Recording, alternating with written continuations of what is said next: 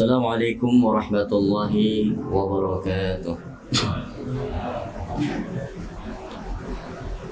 Bismillahirrahmanirrahim.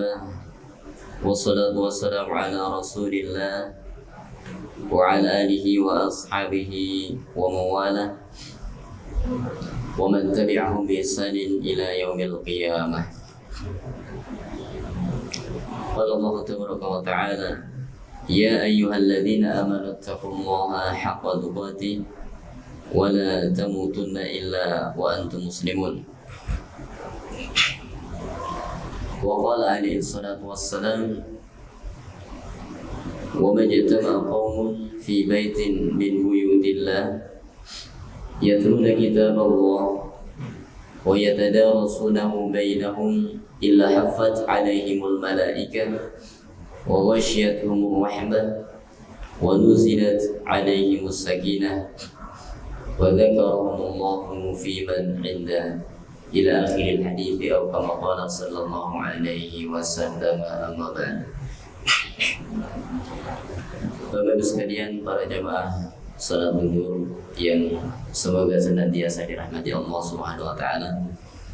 Kembali melanjutkan kajian kita hadis-hadis tentang tanda datangnya hari kiamat. Memasuki pada poin yang ke-25, sebuah hadis yang diriwayatkan dari banyak jalan, kemudian disebutkan pula di dalam Musnad Imam Ahmad dan disebutkan pula di dalam Fathul Bari pada Al-Hafidz Ibnu Hajar ketika mensyarah hadis Sahih Bukhari tentang Asyratus Sa'ah atau tanda hari kiamat atau sifatu yaumil qiyamah. Di sini muallif menjelaskan tentang taqarrub az-zaman, waktu yang begitu singkat, kemudian banyaknya media untuk berniaga, bertransaksi, sehingga pasar-pasar semakin banyak sekali. Dan dalil yang digunakan ataupun sebagai dasar ini adalah dalil yang umum yang berkaitan dengan masalah tersebut. Nabi sallallahu alaihi wasallam bersabda, "La taqumus sa'atu hatta tadhharul fitan." Tidak akan tegak hari kiamat sampai fitnah, bencana yang menimpa itu muncul di berbagai tempat. Bapak Ibu sekalian, bencana di sini bukan bencana secara fisik, tapi bencana yang berkaitan dengan keimanan. Yang Nabi sallallahu alaihi wasallam sifatkan, yusbihu rajulu mu'minan wa yumshi kafiran wa yumshi mu'minan wa yusbihu kafiran. Sebuah bencana yang luar biasa ketika seorang pagi hari dia beriman, siang kemudian dia keluar dari rumahnya, dia menjumpai syubhat. Di sore hari dia sudah ragu dengan keimanannya, sehingga dia mendekat pada kekafiran itu, bahkan dia pun menjadi kufur karenanya. Subhanallah.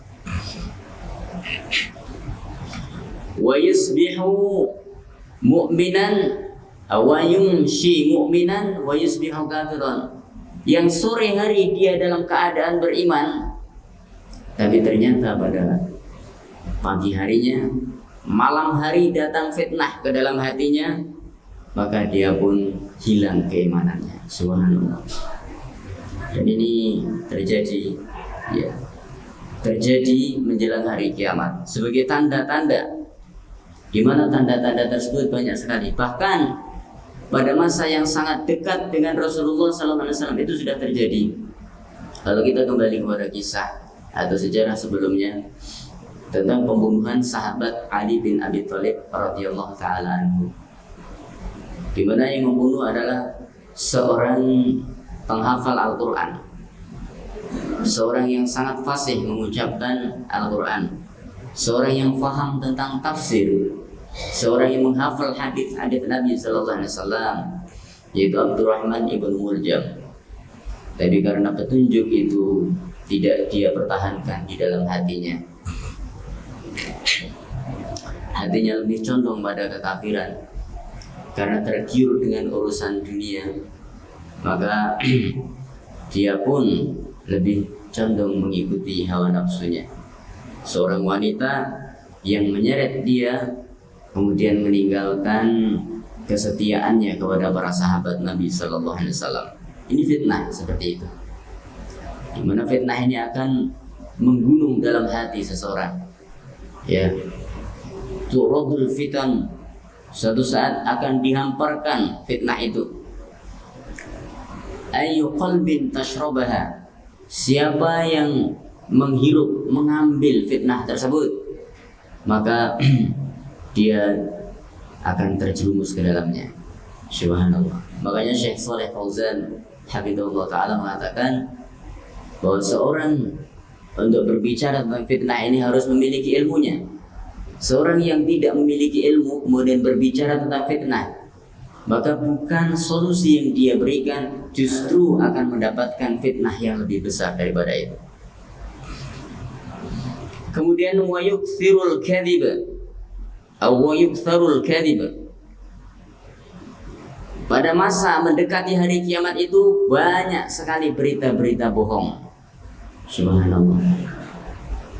Berita yang muncul 90% atau bahkan lebih dari itu bohong.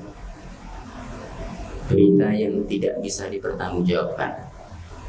Makanya di situ Allah SWT berfirman, berpesan kepada kita dalam surat 49 ayat 6. Ya ayyuhalladzina amanu in ja'akum fasikum binaba'in. Wahai orang-orang yang beriman, jika datang kepada kalian orang-orang fasik yang membawa berita atau orang-orang yang belum diketahui kualitas keimanannya, kemudian dia membawa berita kepada kita, ya, fatabayyanu, cari kejelasannya, apakah berita itu benar ataukah tidak, kata Allah SWT. Antusibu qauman bijahalah, karena jika kita tidak mencari kejelasan, kebenaran, apakah berita itu benar ataukah tidak, maka kita akan menyebarkan berita itu, kemudian akan terjadi suatu bencana di tengah kaum. Apa bencana itu? Mereka akan saling membenci dan saling bermusuhan. Subhanallah, akan memusuhi. Fatusbihu ala ma fa'altum nadimin. Maka dengan yang kalian lakukan itu, kalian akan menyesal kelak pada hari kiamat. Subhanallah. Bapak Ibu sekalian, ini pesan Allah SWT.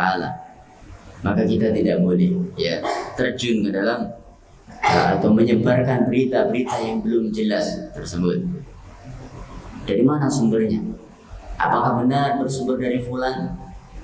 Jika toh benar, apakah memang kemudian ketika kita menyebarkan berita itu akan muncul maslahat yang lebih baik atau justru sebaliknya? Maka di sini yang perlu kita perhatikan.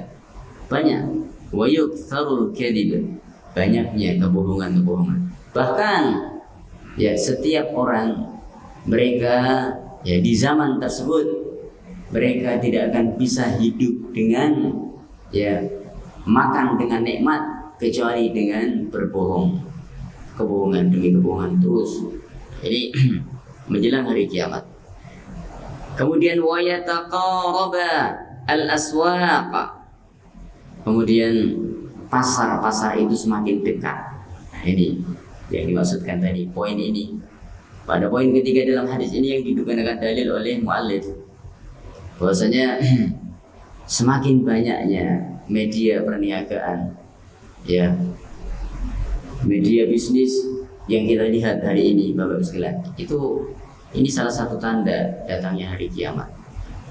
Dan waktu yang sangat cepat, yang sangat singkat, tanpa terasa kita sudah persiapan untuk menyambut datangnya Ramadan. Subhanallah, Pak. Sepertinya baru kemarin kita pulang kampung, ya, pada Idul Fitri 1440 Hijriah. Kemudian masuk 1441. Ternyata ya yang kita rencanakan itu sudah dekat di hadapan kita. Subhanallah. Dekatnya pasar-pasar, yang mengakibatkan nilai ekonomi semakin menurun. Banyaknya barang, Pak, sehingga tidak ada harganya lagi. Ya, dulu zaman keluar pertama kali HP itu berapa harga HP? Mahal. Begitu sudah lama muncul, bahkan ya HP yang dulu yang kita dapatkan dulu sekarang menjadi barang antik. Kalaupun dijual laku mahal, bukan karena nilainya, tapi karena kita ya melihat bahwa itu adalah barang antik. Subhanallah. Dekatnya pasar ini para ulama menerjemahkan yang pertama, asra'u al-khabar 'ala nas au bainahum. Cepatnya ya informasi itu disebarkan. Begitu mudahnya informasi kita sebar kepada orang di sekitar kita. Bahkan ketika ada ya saya pernah share ya suatu pengumuman baru di share, langsung ya se-Indonesia langsung muncul di waktu itu juga. Subhanallah, begitu cepatnya ya. Bahkan ya ada orang-orang yang, dan saya juga pernah memberikan bimbingan tahsin ya, yang pesertanya itu lintas negara, ada yang di Australia, ada yang di Jepang, ada yang di Jerman dalam satu waktu itu. Subhanallah, begitu cepat ya informasi itu diterima dan disampaikan. Jadi cepatnya berkembang informasi ini menunjukkan cepatnya pula ya seseorang memasarkan sesuatu sehingga pasar itu semakin dekat. Kemudian isra'us safar, cepatnya perjalanan. Bagaimana seseorang melakukan perjalanan begitu cepat. Sehingga dulu Bapak Ibu sekalian, ketika seorang hendak melakukan ibadah haji, dia membutuhkan waktu 1 sampai 2 tahun. Masya Allah.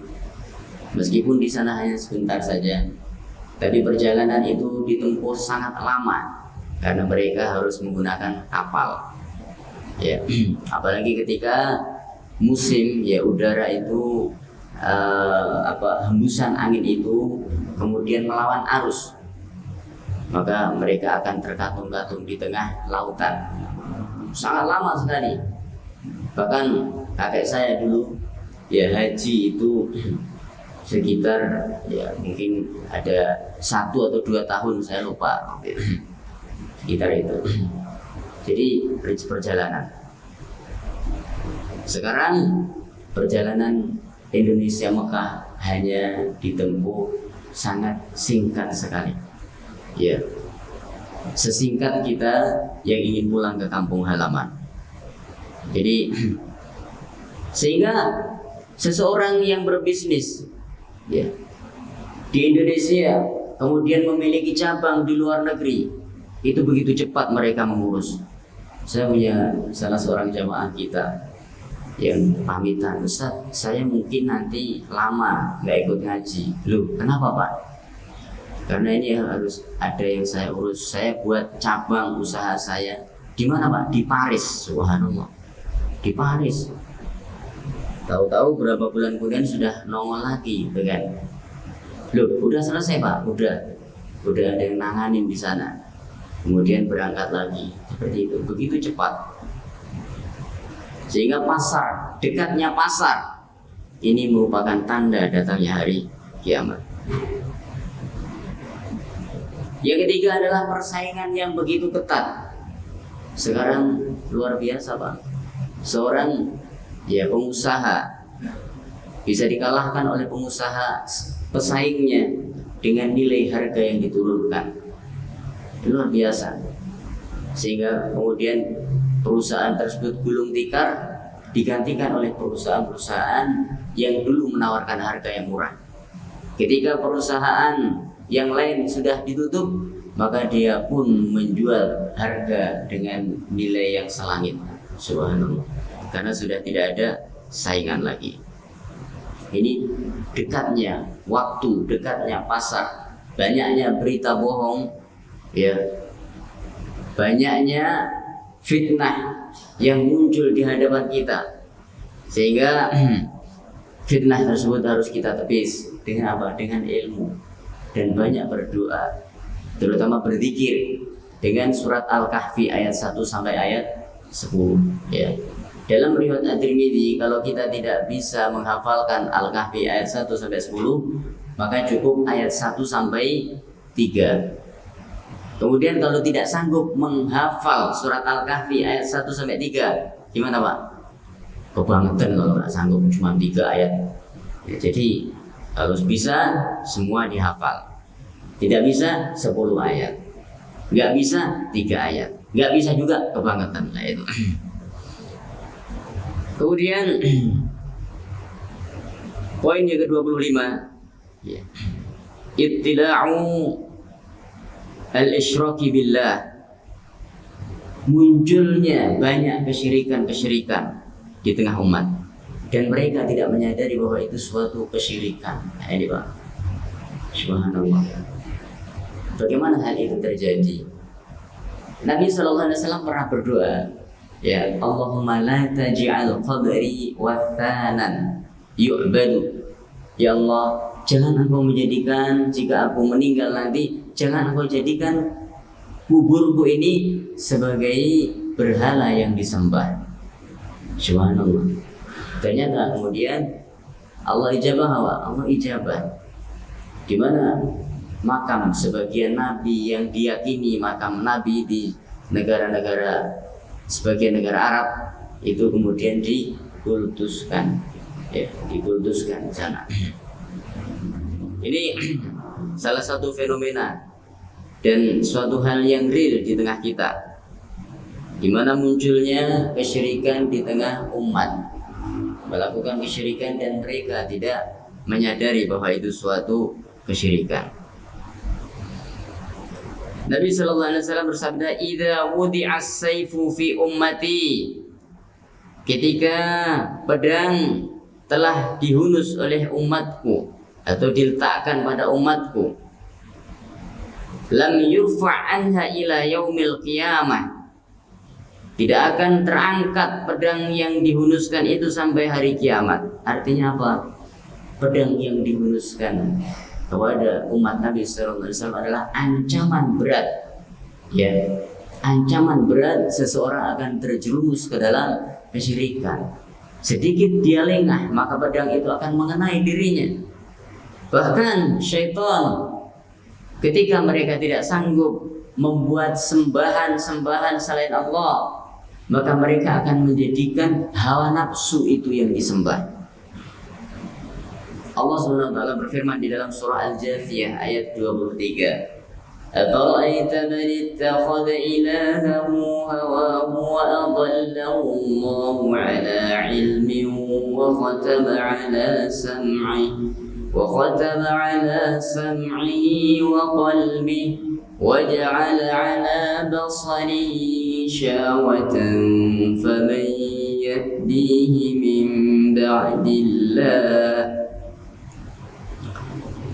Apakah engkau memperhatikan wahai Muhammad sallallahu alaihi wasallam orang yang menjadikan hawa nafsunya sebagai Tuhannya? Subhanallah. Artinya apa? Dia lebih cenderung mengikuti hawa nafsu daripada melawannya. Nabi ditanya, lihat orang-orang yang mengikuti hawa nafsunya, ya. Apa yang terjadi dengan mereka? Wa adallahu Allahu ala ilmin. Maka Allah akan sesatkan dia di atas ilmu yang dia miliki. Artinya, meskipun dia memiliki ilmu, maka dia terancam akan disesatkan ketika mengikuti hawa nafsu. Lalu bagaimana dengan orang-orang yang tidak memiliki ilmu, Bapak-Ibu sekalian? Akan dihunus sampai hari kiamat. Wala taqumus sa'atu hatta talhaqa qabailu min ummati bil musyrikin. Dan tidak akan terjadi kiamat sampai umatku, kata Nabi sallallahu alaihi wasallam, mereka akan berkumpul dan bertemu dengan orang-orang musyrik, ya, berkumpul. Ketika berkumpul, kemudian muncullah di tengah mereka yang membenarkan ajaran-ajaran kemusyrikan, meskipun dia sendiri tidak melaksanakan kemusyrikan. Padahal jauh sebelumnya Nabi Sallallahu Alaihi Wasallam telah diminta. Tidak diminta, ketika diminta untuk ibadah jelas Nabi tidak mau. Maka Nabi Sallallahu Alaihi Wasallam hanya diminta untuk menyaksikan, menjadi saksi bahwa mereka beribadah kepada selain Allah. Rasul hanya diminta untuk menghadiri saja. Maka diturunkanlah surat Qul ya ayyuhal kafirun. Katakanlah Muhammad kepada orang-orang kafir. Ya, la a'budu ma ta'budun. Aku tidak mengibadahi apa yang kalian ibadahi. Tidak mengibadahi apa yang diibadahi oleh mereka. Mengikuti suatu cara itu adalah ibadah. Wa hatta ta'buda qabailu min ummati al-awthan. Saking dekatnya mereka dengan orang-orang musyrik ini, sehingga kebiasaan mereka diikuti. Kemudian umatku, kata Nabi Sallallahu Alaihi Wasallam, akan menyembah berhala-berhala mereka. Subhanallah. Apakah kemudian secara nyata mereka menyembah? Bisa jadi iya dan bisa jadi tidak. Tapi yang jelas mereka akan membenarkan ajaran-ajaran itu dan tidak mengingkari meskipun di dalam hatinya. Sehingga mereka akan menghalalkan apa yang diharamkan Allah dan mengharamkan apa yang dihalalkan oleh Allah Subhanahu wa taala. Na'udzubillah.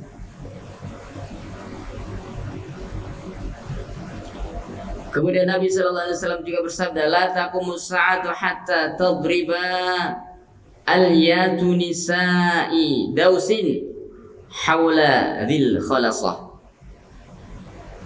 Tidak akan datang hari kiamat sampai, mohon maaf, pantat-pantat wanita Daus digoyangkan di sekitar Dzil Khalasah.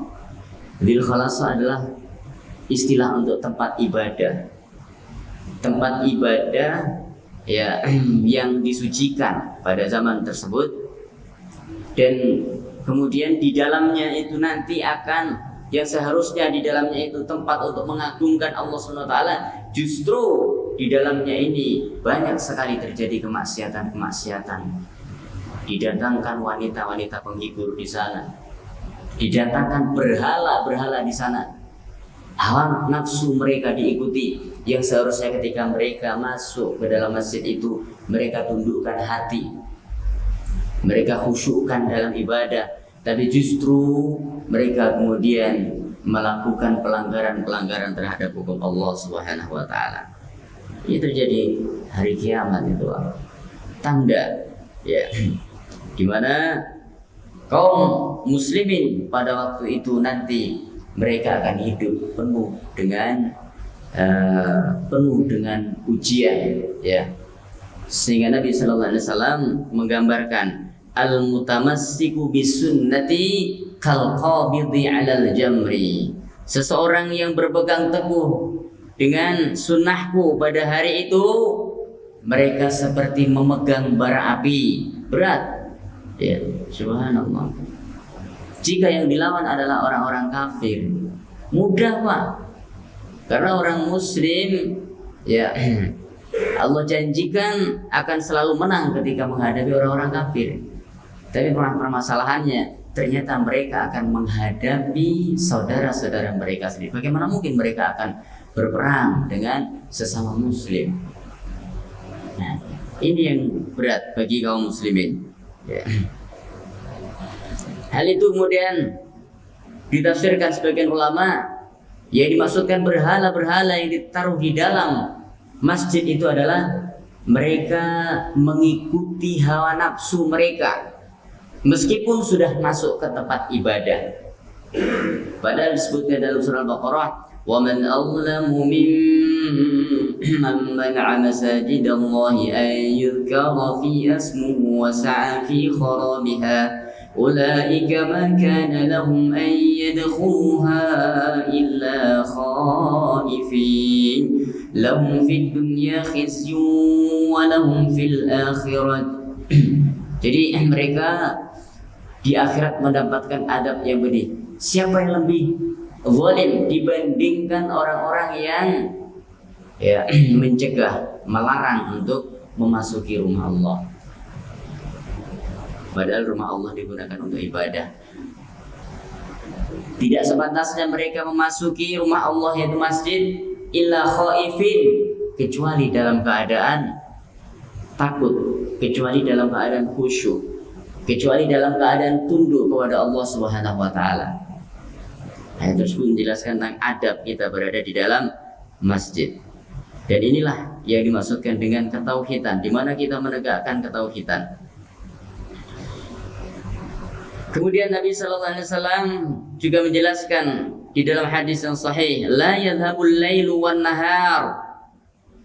Menjelang hari kiamat tidak akan meninggalkan siang hari dan malam hari hatta tu'badal Latu wal Uzza, sampai kemudian Lata itu akan disembah.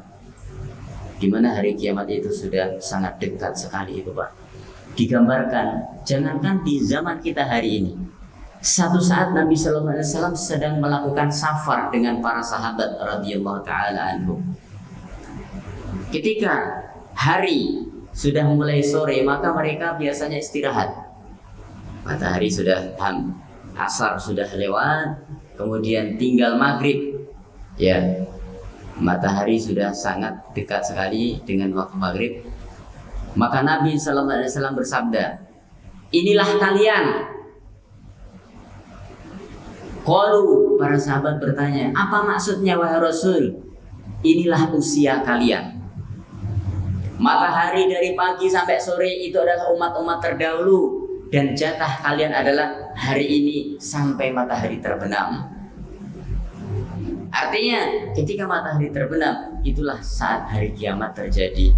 Berarti sangat dekat sekali pada zaman Nabi Sallallahu Alaihi Wasallam dengan hari kiamat. Bahkan beliau juga mengatakan di dalam hadis yang sahih diriwayatkan oleh Imam Ahmad, kadatis sa'ah, hampir-hampir hari kiamat itu mendahului kedatangannya dibandingkan dengan diutusnya diriku sebagai nabi. Masya Allah, hampir-hampir hari kiamat itu sudah datang, tapi kemudian Allah segera mengutus Rasulullah Sallallahu Alaihi Wasallam. Insya Allah.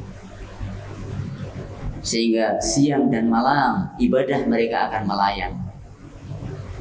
Yang ada di benak mereka adalah beribadah dengan mengikuti hawa nafsu mereka, menyembah Lata dan Uzza gaya baru. Faqalat Aisyah, Ibunda Aisyah radhiyallahu taala anha bertanya, ya Rasulullah, in kuntu la adunnu hinna anzalallah والذي أرسل رسوله بالهدى ودين الحق ليظهره على الدين كله ولو كره المشركون. Wahai Rasulullah, bukankah ayat Allah sudah diturunkan? Walladzi arsala rasulahu bil huda, dialah Allah yang mengutus rasulnya bil huda dengan petunjuk, wa dinil haqqi, dengan agama kebenaran, liyuzhirahu 'ala dini kullih, untuk menampakkan di atas seluruh agama bahwa Islamlah yang paling benar, atau Islamlah yang menyempurnakan semua agama tersebut. Walau kari'al musyrikun, meskipun orang-orang musyrik membencinya. Bukankah Allah sudah menurunkan ayat ini wahai Rasul? Lalu kenapa manusia akan kembali menyembah Lata dan Uzza? Anna dzalika tamman. Maka Nabi Sallallahu Alaihi Wasallam mengomentari, betul, itu sudah sempurna. Agama kita ini sudah sempurna. Tapi kemudian beliau melanjutkan, qala innahu sayakunu min dzalika masyaallah. Ketahuilah wahai Aisyah, sesungguhnya agama ini akan dipegang kebenarannya oleh manusia itu sesuai dengan kehendak Allah. Subhanallah. Disusul hadis yang lain, wala yusra dzata lailatin, sungguh akan didatangkan pada suatu malam suatu peristiwa besar. Apa Bapak Ibu sekalian peristiwa tersebut? Yudrasul Islamu kama yudrasu wasbus thawmi. Islam akan terhapus waktu tersebut sebagaimana terhapusnya gambar-gambar yang ada di baju-baju. Sehingga kenapa di zaman itu Nabi Sallallahu Alaihi Wasallam mengibaratkan baju? Karena baju-baju di zaman tersebut, Pak, rata-rata baju itu polos. Dan ketika mereka mereka punya satu teknologi, ketika menggambar suatu gambar di baju itu sulit untuk diangkat. Tapi ketika sudah terangkat, maka akan hilang. Subhanallah.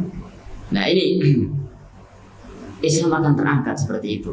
Hatta la yudro, sehingga manusia tidak mengetahui lagi masalah apa itu salat, wa zakah, manusia juga tidak akan mengetahui apa itu zakat, wala sadaqah, mereka juga tidak tahu apa itu sedekah, saya tidak tahu. Subhanallah. Wala yabqa fil ardi minal qur'ani ayatun, dan satu ayat pun dari ayat-ayat Al-Quran ini tidak tersisa lagi di muka bumi ini. Subhanallah. Akan dicabut dari hafalan orang-orang yang menghafalnya. Akan dihapus dari tempat penulisannya. Itu akan terjadi. Hadis ini sahih.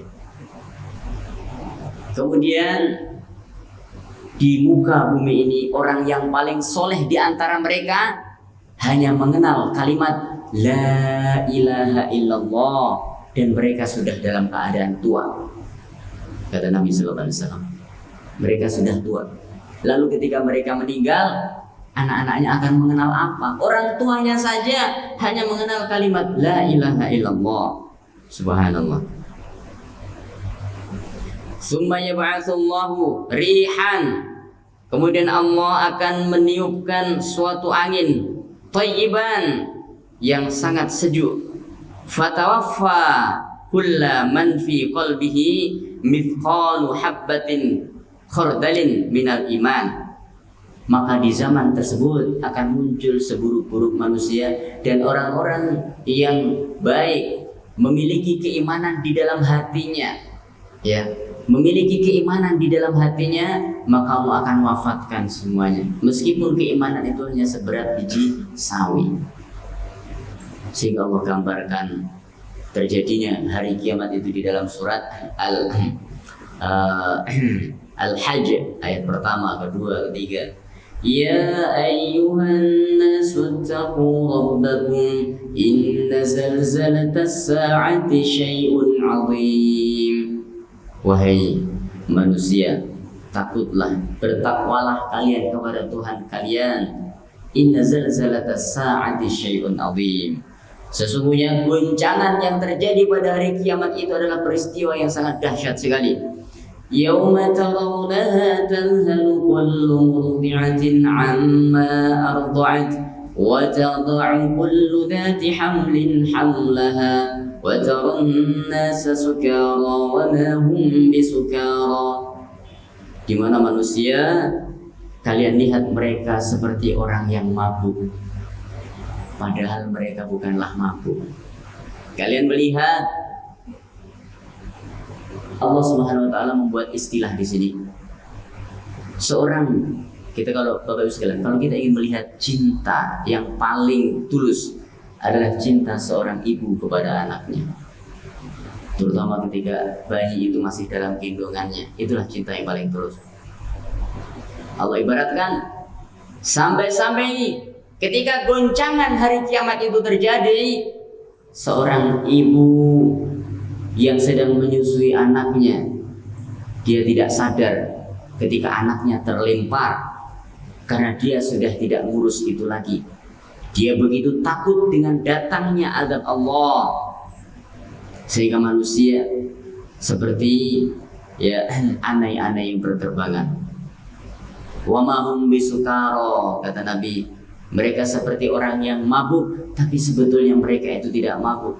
Kenapa? Walakin adzaballahi syadid, karena mereka melihat azab Allah itu yang sangat besar, azab yang sangat dahsyat sekali.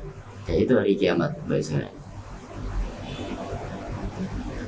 Fayabqa man la khaira fihi fayarji'u ila dini abaihim, sehingga pada waktu tersebut ketika Allah mewafatkan semua orang yang di dalam hatinya memiliki keimanan, ya, maka yang tersisa di muka bumi hanyalah orang-orang yang tidak memiliki agama, sehingga kehidupan mereka seperti kehidupan binatang. Subhanallah Pak. Mereka tidak mengenal apa itu yang halal dan apa itu yang haram. Maka sebelum datang masa atau zaman tersebut, maka hendaklah kita kembali kepada Allah. Hendaklah kita mempelajari agama ini dengan benar. Itu yang akan terjadi. Apa awal semua itu? Mu'allif membawakan sebuah ayat surat At-Taubah ayat 31. Ittakhadhu ahbarahum wa ruhbanahum arbaban min dunillah. Sebab dari kerusakan semua itu adalah mereka menuhankan ulama-ulama mereka dan ahli ibadah, tokoh-tokoh mereka dituhankan. Bagaimana cara menuhankan mereka? Yaitu mengikuti langkah-langkah mereka, meskipun diketahui bahwa itu adalah menentang ayat-ayat Allah dan Rasulnya. Dan itulah sesuatu yang telah menghancurkan orang-orang Yahudi dan Nasrani dulu.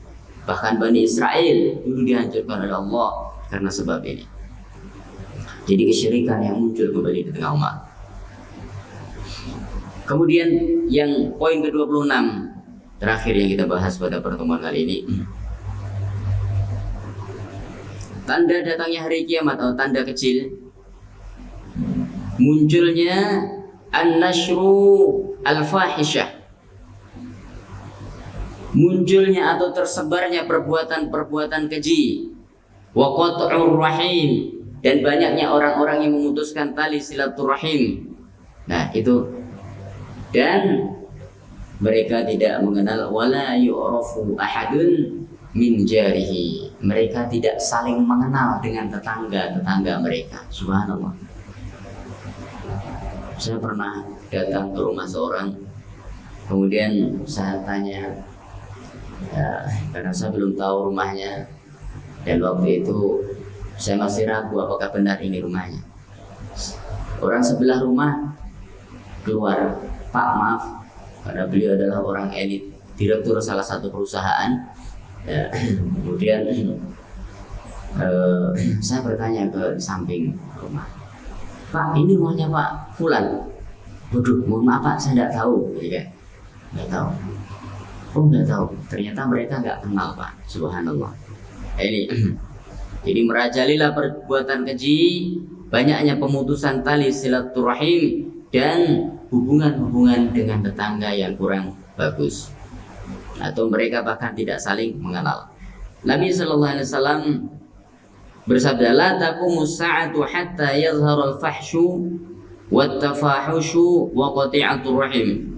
Tidak akan tegak hari kiamat hatta yazhara al-fahsy, sampai tampak perbuatan-perbuatan keji yang merajalela, wa tafahush, dan orang-orang yang tidak merasakan dalam berbuat keji.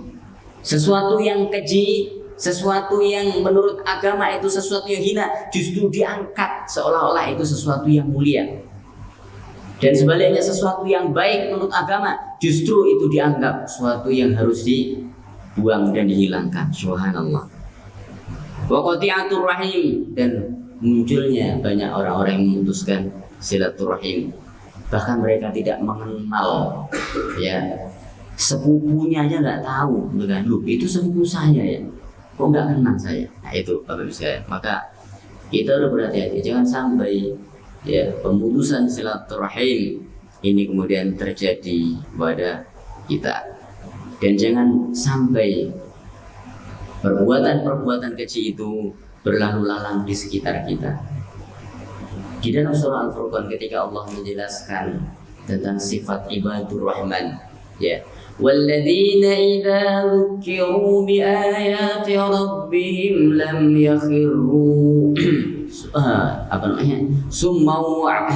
Mereka ketika melewati perkara yang sia-sia, ketika melewati perbuatan-perbuatan yang tidak bagus, maka mereka buru-buru untuk meninggalkan. termasuk ketika ada fitnah di hadapan mereka, maka mereka meninggalkan itu. Mereka tidak mau terjerumus terlalu dalam, karena tahu bahwasanya iman itu sangatlah lemah, dan iman ini ya, manusia diciptakan dalam keadaan lemah. Khuliqal insanu dha'ifa. Manusia diciptakan dalam keadaan lemah, maka kita harus terus mendekat kepada Allah. Kemudian at-tafahush, sehingga yang terjadi manusia tidak mengenal lagi perbuatan-perbuatan keji. Yang mereka tahu itu baik karena selama ini dilihat dan selalu tampil dan selalu dipuji-puji. Sebenarnya mudah Pak itu untuk memasukkan ya suatu pemahaman yang buruk kepada orang-orang yang awam. Sesuatu ketika dipuji terus, meskipun itu jelek, mereka akan menganggap bahwa itu bagus.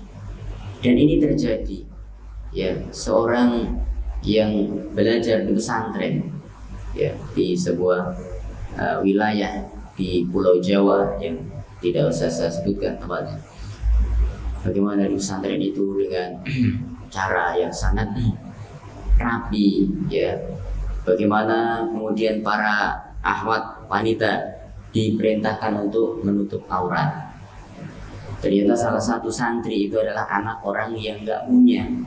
Ketika selesai dari pesantren, ya biasa apa yang dia peroleh dari pesantren adalah bagi wanita menutup auratnya. Kemudian dia pun harus bekerja, ya, pada seorang, sehingga diperintahkan kamu harus melepaskan jilbab kamu. Maka karena dia membutuhkan sekali ya uang itu, dan saat itu dia belum mendapatkan tempat pekerjaan lain, maka dia pun melepaskan jilbab itu. Dan akhirnya apa yang terjadi? Dia terbiasa, di mana dia biasa hal itu biasa karena setiap hari yang dia lihat di situ seperti itu. Ketika melepaskan jilbab itu, dia masih menggunakan baju yang panjang dan longgar, dan tidak ada selain dia. Dan teman-temannya rata-rata adalah hanya selengan atau bahkan lengannya tidak ada karena mungkin kurang bahan untuk dijahitkan. Akhirnya dia pun apa? Ikut karena terasa gerah dan hanya sendirian menggunakan baju yang lengan pendek, semakin pendek dan seterusnya seperti itu. Padahal dia mengenal hukum seorang wanita yang tidak boleh dilihat auratnya kecuali oleh mahramnya. Subhanallah, ini terjadi, ya, ini terjadi. Dan yang menceritakan ini bukan siapa-siapa, ya, Ahmad itu sendiri yang waktu itu konsultasi kepada saya.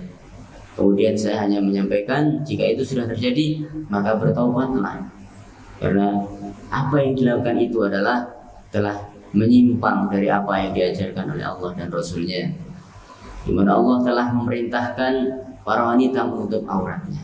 Subhanallah. Jadi perbuatan keji akan dianggap sebagai kebaikan di tengah mereka. Bahkan di dalam Musannaf Abdul Razzaq ada sebuah athar dari bagian para sahabat, yang ini adalah ucapan sahabat Abdullah bin Mas'ud. Akan datang suatu zaman yang sangat luar biasa, penuh fitnah di dalamnya. Seseorang yang menegakkan sunnah, maka mereka akan dikejar-kejar. Kemudian mereka akan difitnah kemana-mana. Sementara orang-orang yang melakukan suatu perbuatan keji dipuji-puji, dan ketika perbuatan itu ditinggalkan, maka mereka mengatakan sesuatu kebaikan telah dilalaikan oleh manusia. Subhanallah. Perbuatan keji yang tidak dilakukan, kemudian dikatakan bahwasanya suatu kebaikan telah dilalaikan manusia. Subhanallah. Na'udzubillah. Baik, Bapak Ibu sekalian, saya rasa ini yang kita baca pada sampai poin ke-26 tentang munculnya banyaknya perbuatan keji, pemutusan silaturahim, dan jeleknya hubungan-hubungan bertetangga, sehingga manusia tidak saling mengenal, dan munculnya ya kelompok-kelompok yang tidak lagi mengenal perbuatan-perbuatan keji, kemudian mereka justru menyebarkan perbuatan keji tersebut dan tidak menyadari bahwa itu perbuatan yang dilarang oleh agama. Wallahu a'lam bishawab. Subhanakallahumma wa bihamdika, asyhadu an la ilaha illa anta, astaghfiruka wa atubu ilaik. Wa sallallahu ala nabiyyina Muhammad wa akhiru da'wana alhamdulillahi rabbil alamin. Assalamualaikum warahmatullahi wabarakatuh.